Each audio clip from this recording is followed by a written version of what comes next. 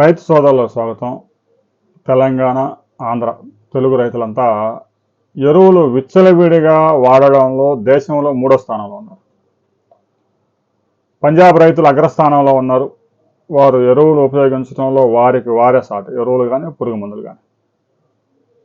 తర్వాత తెలంగాణ, ఆంధ్రప్రదేశ్ రైతులు కూడా పెద్ద ఎత్తున ఎరువులు ఉపయోగిస్తూ ఉన్నారు.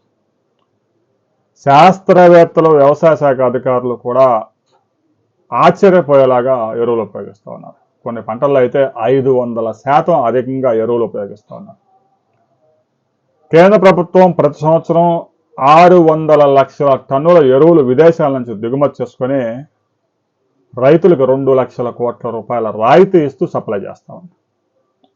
దీంతో రైతులు పెద్ద ఎత్తున గోతాలు బస్తాలు తీసుకెళ్లి పంటలు పండించడానికి పోటీ పడుతూ ఉన్నారు.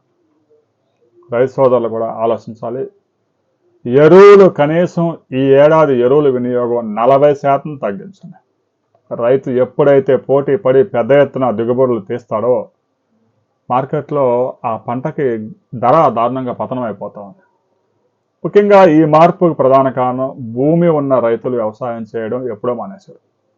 10 ఎకరాలు 20 ఎకరాలు ఉన్న రైతులు కూలీలు దొరక్క పిల్లల్ని చదివించుకొని పిల్లలు సెటిల్ అయిన తర్వాత వ్యవసాయం చేయడం పూర్తిగా మానేసి కౌలుకి ఇవ్వడం మొదలుపెట్టారు. కౌలు రైతులు సహజంగా ఎకరాకి 20,000 30,000 కౌలే చెల్లించాల్సి వస్తుంది. కాబట్టి పెద్ద ఎత్తున పంట తీస్తే ఏదో ఎకరానికి ఒక 5,000 10,000 మిగులుతాయన్న ఆశ. కానీ కౌలు రైతులు కూడా ఇటీవల కాలంలో కళ్ళు తెరిచారు. కూలికి పోతే రోజు 1000 రూపాయలు వస్తూ ఉన్నాయి. సంవత్సరంలో 200 రోజులు పని చేసుకున్నా కూడా 2 లక్షలు వస్తాయి. 10 ఎకరాల పొలం సాగు చేస్తే తేడా వస్తే 5 లక్షలు 6 లక్షలు అప్పులు వస్తాయి. అప్పులు తెచ్చడం ఇక సాధ్యం కాదు. ఎందుకంటే కౌలు రైతు భూమి ఉండదు.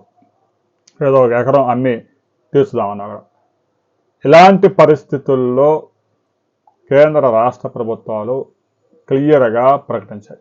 ఈ ఏడాది యూరియా డిఏపి ఎరువులన్నీ కూడా యాప్ ద్వారా మాత్రమే రికార్డు చేసి ఆ రైతు ఎన్ని ఎకరాల్లో సాగు చేస్తూ ఉన్నాడు, అతని పేరుతో ఎన్ని ఎకరాలు భూమి ఉంది, ఏ పంట సాగు చేశాడు, శాస్త్రవేత్తలు ఆ పంటకి ఎంత ఎరువు వేయాలని సిఫార్సు చేశారు అనే ఆధారంగా ఎరువులు సప్లై చేయబోతూ ఉన్నారు. ఎరువులు కూడా ఆ పొలానికి సంబంధించి ఆ పంటలకు సంబంధించి ఒకేసారి కాదు, మొదటి దఫా ఎంత ఎరువు వేయాలో అంతే విడుదల చేస్తారు. రెండో దఫా ఎంత ఎరువులు వేయాలో అంతే ఇస్తారు. ఈ విధంగా యాప్లో నమోదు చేసుకొని ఓటీపీ వచ్చిన తర్వాత ఏ ఎరువుల దుకాణంలోనో ఏ సహకార సంఘంలో మీరు ఎరువులు తీసుకోవాలి అనే దానికి సంబంధించి మొబైల్లో సమాచారం అందుతుంది. ఆ తర్వాత ఆ దుకాణానికి వెళ్ళి లేదంటే ఆ సహకార సంఘానికి వెళ్ళి అక్కడ ఎరువులు తీసుకోవాల్సి ఉంటుంది. ఇక కిలోమీటర్ల దుకాణాల ముందు క్యూలో నిలబడే అవకాశం లేదు.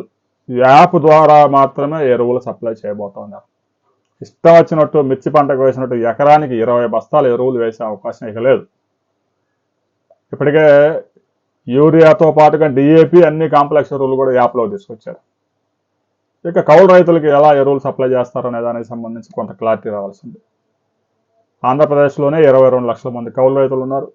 తెలంగాణలో 16 లక్షల మంది కౌలు రైతులు ఉన్నారు.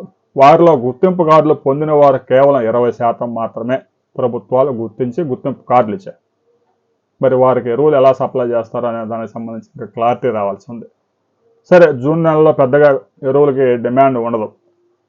భూములన్నీ సిద్ధం చేసుకుంటూ ఉంటారు. ఇక జూన్లో మంచి వర్షాలు పడితే జూలైలో కూడా ఫస్ట్ వీక్లో బాగా వర్షాలు పడితే పెద్ద ఎత్తున పంటలు వేసే అవకాశం ఉంది. ఆ తర్వాత ఆగస్టు సెప్టెంబర్లో పెద్ద ఎత్తున ఎరువులకి డిమాండ్ వచ్చే అవకాశం ఉంది.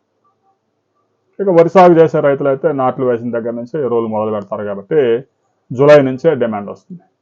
ఎరువుల విషయంలో కేంద్రం స్పష్టమైన ప్రకటన చేస్తుంది. ఎరువులు విచ్చలవిడిగా వాడటానికి వీల్లేదు. ఏ రైతుకి ఎంత ఎరువు అవసరమో అంత ఎరువు మాత్రమే సప్లై చేయబోతా ఉన్నారు. దీనికి సంబంధించి ప్రతి రైతు స్పందించండి.